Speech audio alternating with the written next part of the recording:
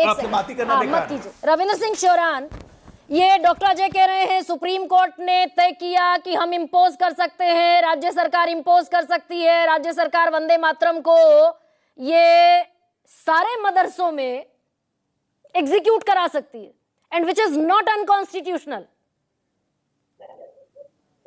नमस्कार गरिमा जी।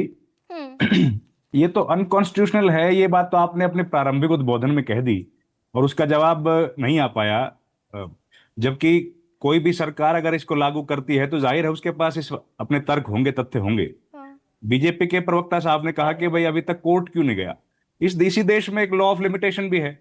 Law of limitation आपको allow करता है कि अगर किस तरह का मामला है उसको कितने दिन में आप, 1 साल में, 6 महीने में, कितने दिन में आप उसको कोर्ट तक लेके जा सकते हैं। तो रात में अगर कोई नोटिफिकेशन आया है तो जरूरी थोड़ी कि सवेरे 6 बजे उठ के आप वहां पे कोर्ट चले जाएंगे। आपके पास बहुत टाइम होता है, चले जाएंगे। लेकिन देखिए गरिमा जी, ये वही डिबेट जो हम लोग चुनाव के वक्त देख रहे थे उसी को आगे बढ़ाने की कोशिश की जा रही है। कैसे डिविजनरी टेक्टिक्स अपनाई जाए, कैसे डिवीजन हो रहा है। आज की तारीख में इस देश में जो इकोनॉमिक पोजीशन है, इकोनॉमिक सिचुएशन जो है, उससे लड़ने की जरूरत है। हम जैसे, आप जैसे लोग उस पर बैठ के चर्चा करें, देश भर के लोग उस पर बैठ के चर्चा करें, लेकिन उससे डेविएट, आपने सही शब्द बोला कि डेविएट करने की, डेविएट बीजेपी प्रवक्ता नहीं, पूरी सरकार उसी पे काम कर रही है कि कैसे जो महत्वपूर्ण मुद्दे हैं इस देश के, बेरोजगारी का मुद्दा, महंगाई का मुद्दा, उससे डेविएट किया जाए। और इसीलिए ये नोटिफिकेशंस आती हैं।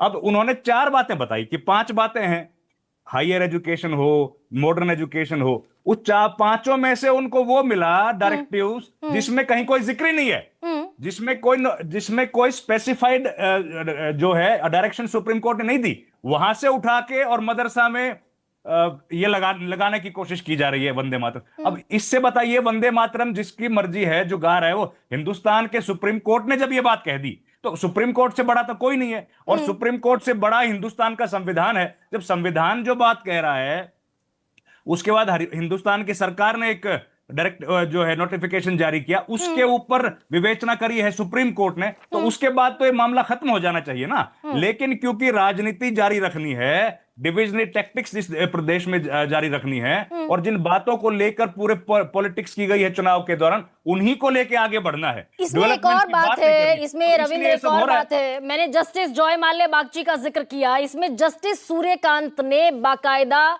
पिटिशनर से पूछा कि वो नोटिस दिखाइए जब राष्ट्रगीत गाने को मजबूर किया गया हो आपको।